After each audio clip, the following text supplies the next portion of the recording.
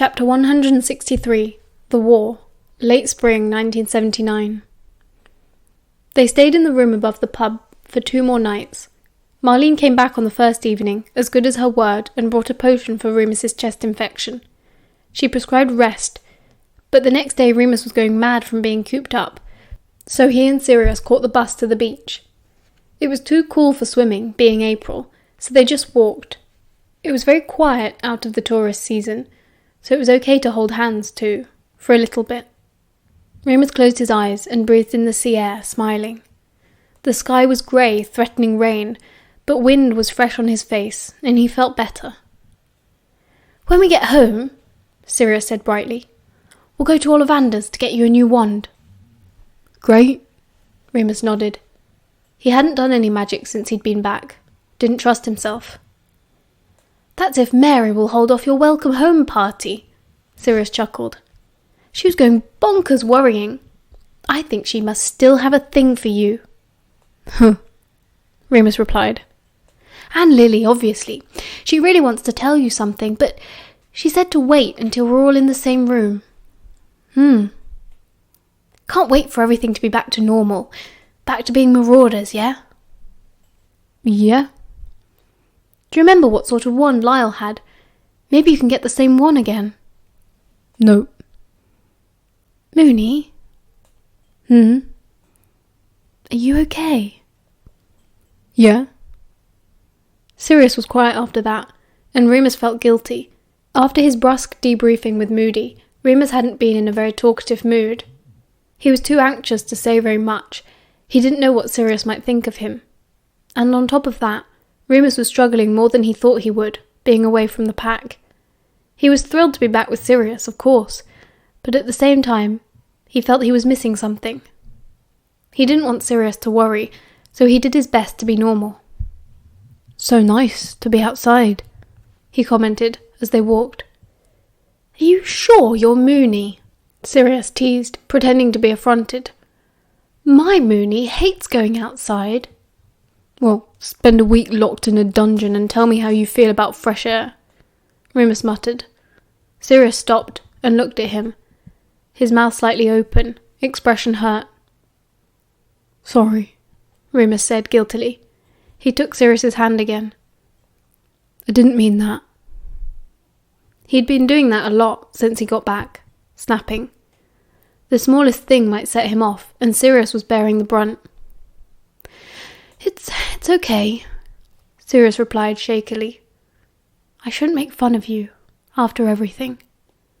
"No, I don't want... You shouldn't have to treat me like I'm fragile or something. I just need to get over it. It's my fault." Sirius didn't say anything for a long time. Remus fought the urge to probe his mind, as the werewolves had taught him to. He didn't know if it worked on non-werewolves, but he did know that Sirius had extremely strong feelings about having his private thoughts invaded. "You don't have to get over it," Sirius said finally. "But it might help to talk." "About what?" "What happened in the pack." "I've talked about that already. I told Moody everything. You were there." "Remus!" Sirius raised his voice slightly. "Come on, you didn't tell him everything. I know you." "Well, everything important to the war effort," Remus said firmly. "So, nothing else happened then?" Sirius let go of Remus's hand, because his own hands were suddenly in the air, gesturing wildly. "They just locked you up, and then let you go, and it was all fine." "Well, obviously not." Remus folded his arms, suddenly feeling the chill. "But no one wants to hear about things like that." "Maybe I want to hear." "Ugh, here we go." Remus rolled his eyes. "Well then, what do you want to hear?" "Why did you go in the first place? Why didn't you come back to me?" "I knew it," Remus said, tightening his arms around his body. "You're angry with me." "I'm not. I'm just..." "That's what you meant, wasn't it? The night I got back." "What are you talking about?" "You know, you came back. That's what you said. You thought I wasn't going to. You thought I'd left for good." Remus was shouting all of a sudden, and he wasn't sure how he'd got so angry, but now it was just burning him up. "Of course I didn't," Sirius shouted back. I just didn't know what to think. Do you know what it was like for me? You just disappeared. And no one would let me look for you, and fucking Ferox wouldn't tell me anything, and James was a mess with his parents getting sick, and the fucking Pruitts. Sirius didn't shout often. Not as often as Remus anyway. And his voice got very high very quickly, suddenly sounding incredibly posh and haughty. This just riled Remus up even more. "Oh, poor you! Jesus, I thought you'd got over this spoilt brat routine by now. We're not 12 anymore, Black." Sirius's mouth fell open now, utterly affronted. Remus felt more alive than he had in days, but he wasn't ever going to admit it. He just kept shouting, shattering the peace of the empty beach, voice rising against dark, wet sand. "I'm sorry if I'm not like you. I don't want to whinge about every unpleasant thing that happens to me." "Like what?" Sirius yelled, cheeks red, and his eyes bright, so that for a moment Remus questioned whether Sirius was enjoying this just as much as he was. "Go on. If I'm so selfish and terrible, please enlighten me on the true nature of noble suffering, Remus. I know that's your speciality." "Oh, up yours." "Well, why didn't you come back?" "'Cause they were fucking with my head." Remus practically screamed this. The waves seemed to crash louder and seagulls cried overhead in answer. He was ablaze, filled with words that came tumbling out of him as soon as he thought of them. "Because I never felt like that before. They were my family, and we're all the same. We were all at home there, and it felt like the only place in the world I was meant to be. All that. It was all that except..." And now tears were coming, scalding hot. "Except he was there, that fucking monster. He was so evil, and I was scared, and I wanted to come home to you. I did, but I couldn't just leave them with a man like that, and they could do things I didn't even know I could do, and they taught me, and I just didn't know who I was anymore." He wiped his face, the tears dripping off his chin. He looked Sirius in the eye. "I don't know who I am." They stared each other out as the echoes subsided. Remus was breathing heavily, his cheeks hot, but he felt good, relieved. Finally, Sirius spoke. He put his hands in his pockets and squinted around, off into the distance. He smiled. "Why is it always this beach?" "What?" Remus blinked, caught off guard. Sirius looked at him, eyes twinkling. "Why is this the beach where we have all the big revelations?" "Maybe we're just dramatic." "How very dare you!" Sirius was smirking, and Remus laughed despite himself. "Well," Sirius said, "feel better?" "Yeah. Oi, wait a minute. Did you just deliberately try to piss me off?" "No." Sirius looked away again. "Well, not at first. Dickhead. It worked." Remus didn't respond, because he did feel better, and he didn't want to fight again. They kept walking, and eventually reached roughly the spot where they had all camped out 2 years ago. The wind was kicking up, sweeping across the grassy sand dunes, and the campsite was empty. It didn't look like the same place. "Think we'll ever come back here?" Remus asked, hands deep in his pockets to stop his coat flapping in the breeze. "I hope so," Sirius replied. "It's my Patronus thought, this place." "Is it?" Remus looked at him, surprised. "Haven't had any better summers yet." Fair point." "Oh, look!" Sirius wandered off towards a group of rocks, bent, and picked up a long stick. He waggled it at Remus, grinning. "Want to play fetch?" Remus laughed. "Go on, then." Sirius glanced around covertly to confirm that they were alone, then transformed into Padfoot. Remus was grateful. He'd done enough talking for now, and it was a relief just to play with canine Sirius for a few hours. The big black dog raced up and down the beach, chased waves, played fetch, and generally had an excellent time. And on the bus back to the pub, both of them fell asleep.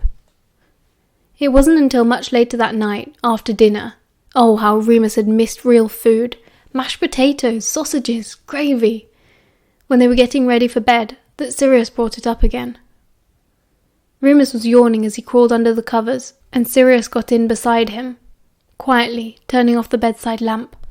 The bed was so narrow that Remus had to lie with his back to the wall, an arm around Sirius's waist, and a face full of silky black hair, which he didn't really mind. "I know who you are," Sirius whispered into the empty quiet of the dark bedroom. Remus asked, sleepy and confused. Sirius pulled Remus's hand to his mouth and kissed his fingers. "You said you don't know who you are anymore, but I do. You're my Moony. Always will be. Okay?" "Okay, Padfoot." For now it was enough. Moody got word to them that they could return to their flat, provided that Remus kept a low profile for a while. He didn't specify how long. This meant no order meetings and no missions. He wasn't even allowed to visit the Potter's house. For all intent and purposes, Remus Lupin had vanished off the face of the earth a month ago and never returned. "I bet he just wants to wait for the next full moon to get the all clear," Sirius suggested. "Anyway, you deserve a break." Remus just shrugged. "Served my purpose now, I suppose. They don't know what to do with me." "Don't talk about yourself like that," Sirius snapped irritably. They'd been stuck in the same tiny room for too long.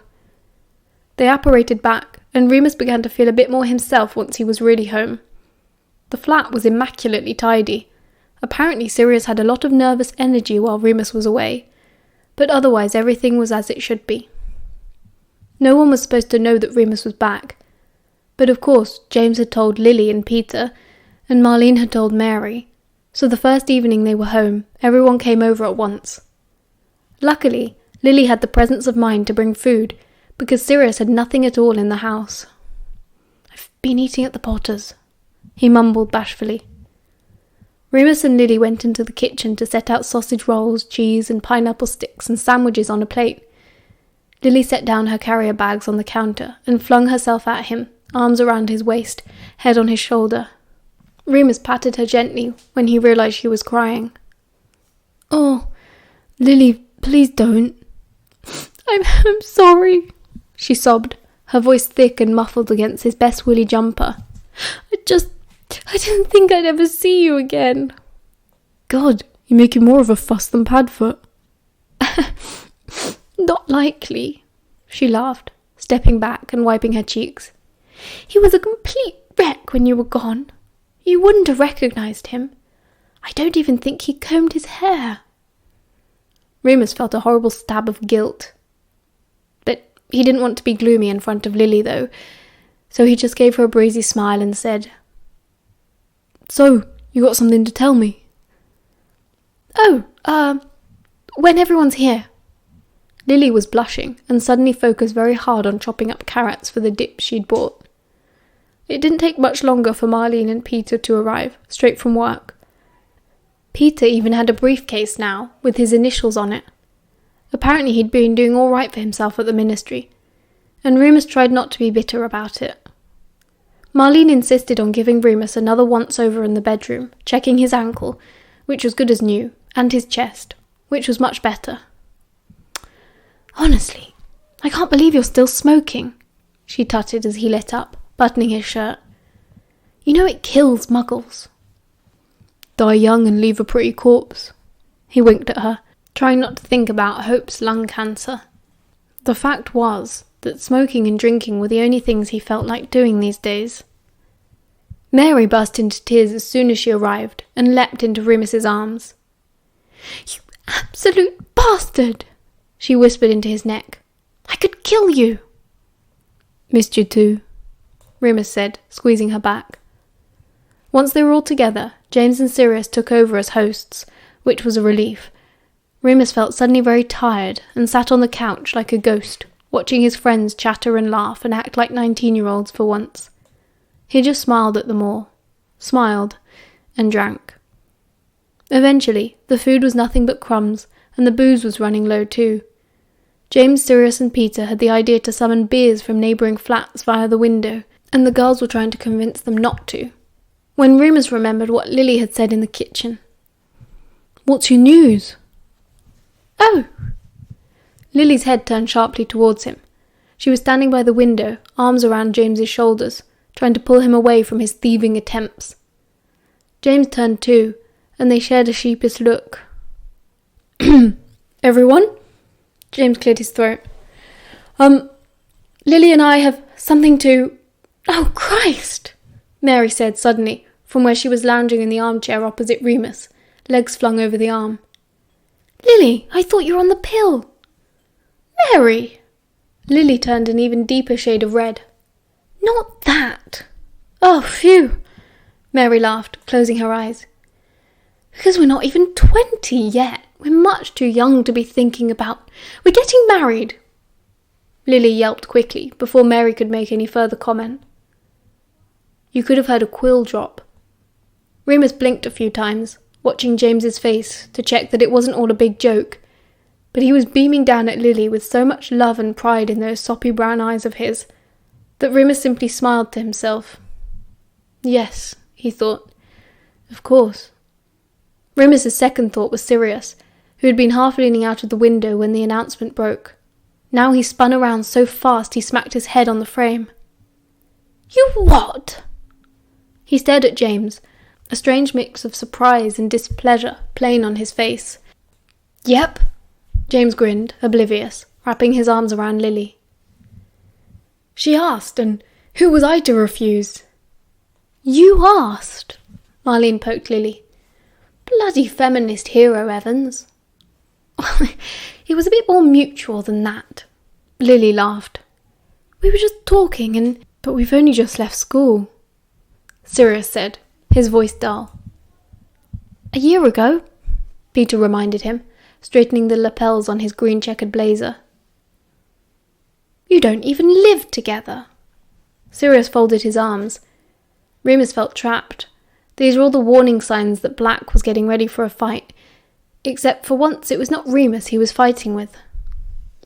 I'm going to move in with James's family for a bit, Lily said, her smile faltering as she realised that Sirius was not sharing their joy.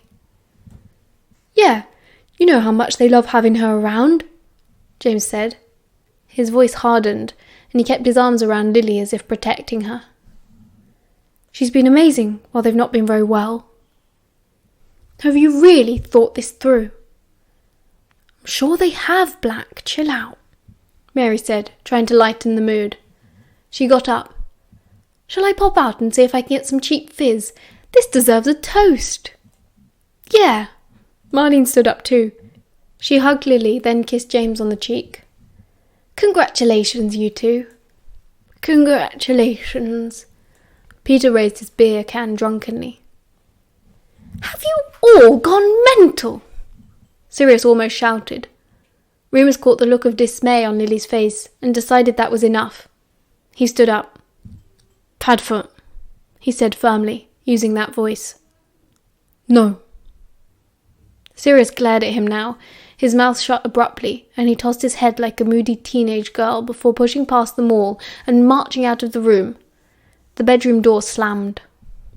Ah, silly sod, Mary said breezily. I'll nip out to the shop. Coming, Mars. I'd better... Remus jerked his head in the direction of the bedroom and followed after Sirius. He didn't knock, he just walked right in. After all, it was his flat too.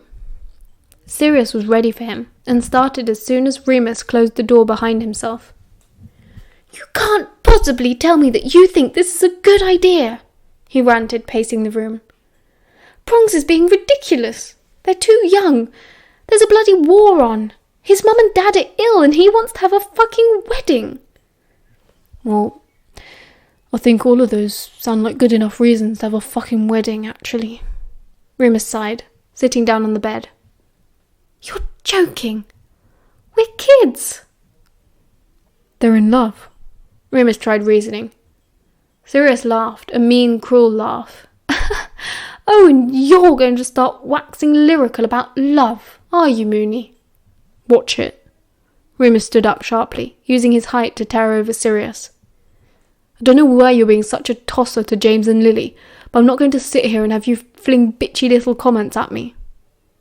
Sirius was about to retort when the door swung open again, and this time James barreled in, angrier than Remus had ever seen him. You dick! He yelled. What the fuck are you playing at? Moony, don't defend him. I'm not, Remus said, stepping away and crossing his arms. I was saying the same. Well? James rounded on Sirius again. Want to explain yourself? No, I want you to explain yourself, Sirius snapped. What the fuck? You're getting married just like that? I know you've had this mad thing for Evans since you were 12, but bloody hell, what's the rush? It's not a mad thing, James shouted. I love her. I've been in love with her forever, as you well know. So what? Do you have to get married all of a sudden? I want to get married, and it's not sudden. We've been talking about it for ages. First I've heard of it. Yeah, well, I don't have to tell you everything. I didn't want to say anything until Moony was back. What about your parents? What do they think? Sirius was losing steam, but obviously not willing to stop being angry yet. They're thrilled, actually. They love Lily, and I thought you did too. You're my best friend. I thought you'd be supportive. Oh. Sirius's eyes gleamed. Because you've always been so supportive of my relationships. James's eyes flickered towards Remus, then back again. It was only a split second, but Remus definitely felt it. What the hell was that about? You know that's not, James said fiercely, jaw clenched. Remus took this as his cue to leave.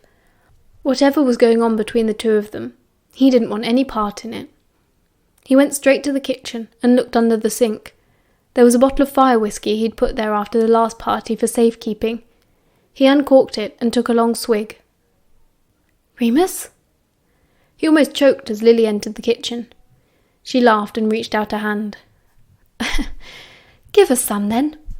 Mum always said never to drink alone. He laughed, wiping his mouth with the back of his sleeve and handing her the bottle. She drank deeply and didn't wince. Remus watched her with awe and thought that if you had to marry a girl, then she'd better be exactly like Lily Evans. Sorry I ruined your homecoming party, she said, forlorn. You didn't. Remus shook his head. Sorry about Sirius. Oh, don't be silly. You're not his keeper. He's being a prat. He's just jealous. I knew he would be. She laughed. Then, catching Remus's look, Not like that, Moony. It's obvious he's madly in love with you. I mean, he's worried he's going to lose his best friend. You're probably right. I'm usually right. She raised an eyebrow at him, and he laughed again. Congratulations, he said, sincerely this time. I think it's brilliant. Thanks, love. She smiled softly. It is a bit rushed, I know. My parents went spare. Pet was only married last year, and she's 3 years older than me, but, well, you know Euphemia and Monty aren't well. Yeah, I wish I could go see them, but Moody's orders, you know. They understand. She touched his arm gently. Anyway, they're really... they're not suffering or anything, but they're very old. I know how much it meant to James, having them see him with me, and they want to know he'll be okay when they're gone. Maybe he'd had too much to drink, but tears pricked in Remus's eyes unexpectedly. He covered his face and groaned. Oh, Jesus Christ, Evans, can I have 5 minutes without an emotional breakdown? She laughed and hugged him again. Lovely boy. We're back! Mary and Marlene sang as they stumbled into the flat once more, giggling merrily. Hide that, quick! Lily gave Remus his bottle back, and he stowed it back under the sink behind a box of laundry powder. By the time Mary had poured everyone a glass, or a mug, of baby charm, The closest thing to champagne you can get in Soho after midnight. James and Sirius had re-emerged from the bedroom, both still red-faced, but apparently on better terms. Sirius joined in on the toast at least, and even gave Lily a polite kiss on the cheek. Still, the atmosphere had changed, and everyone left within the next hour or so. Marlene was staying over at Mary's in Croydon. Peter went back with James and Lily. When the door closed for the last time at 1 a.m, Remus felt like curling up on the couch, covering his head and staying there for a week. Sirius didn't say much, just did a bit of tidying up, and then went to the bathroom. Remus heard the lock click shut and took the opportunity for one last glass of whiskey and a cigarette before bed. He felt grimy, his teeth were furry, his throat scorched and his eyes itching, but it suited his mood. He didn't feel like talking anymore, especially if it led to another fight. He even considered falling asleep on the couch, but then that might mean just another fight in the morning, and he already knew he was going to be hungover then. Only one thing for it. Sirius unlocked the door, and Remus heard him padding through to the bedroom.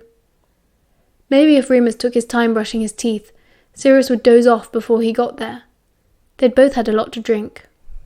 He hoisted himself off the couch and headed for the bathroom.